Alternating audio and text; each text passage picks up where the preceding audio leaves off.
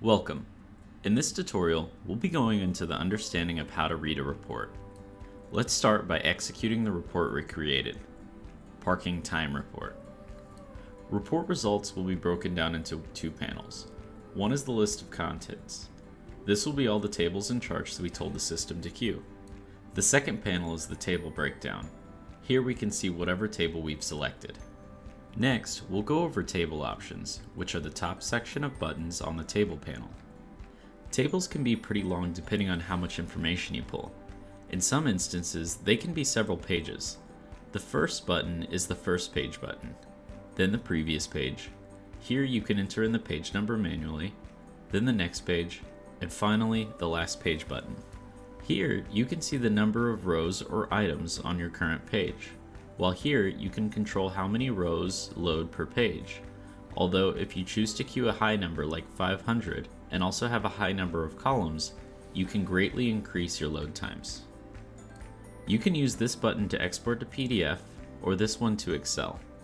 The last button is if you need to export to more than one file type, including the ones we've already spoken of, HTML, XML, and CSV.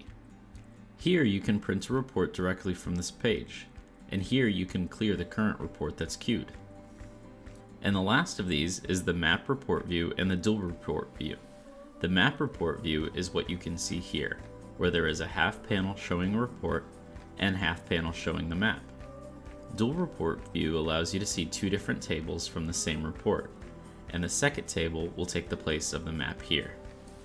Now let's take a look at our first table, statistics. Statistics tables are always two columns, the label on the left and the information on the right. This is a bit different than other report tables, as we'll see later in this tutorial. Now let's take a look at the parking times table. The first thing you'll notice is the top section that appears. These are different groupings, such as unit, date, and detailization. These are different branches and they make up a report tree. You can click on any of these tabs to expand all of the tree related to that branch. Or you can expand the pieces individually by clicking on the small plus symbol next to that row of information. Tables, on the other hand, are pretty simple. Labels are on the top and the information pulled is below. Some of the names of the columns should look familiar from the report creation tool, such as parking start, parking end, and parking time. If you also remember, we switched where the location labeled column was from the end to the top of the list. This effectively brought it from the left to the right columns. Next is the groupings we added, including unit, date, detailization, and row numbering. Without selecting unit as a branch, our table would summarize parkings for all units. By selecting this, we've broken those down into separate branches. By selecting date as a grouping, we've broken it up even further. Otherwise, it would summarize parkings for the whole time span that we've selected for each specific unit. Detailization breaks down the tree even further into individual events, so that way we don't just summarize parkings for a whole date. And row numbering is a useful tool that helps make sense of all the different rows. Every time a branch is expanded, it creates a point 1, and every time it goes down the row, it counts up.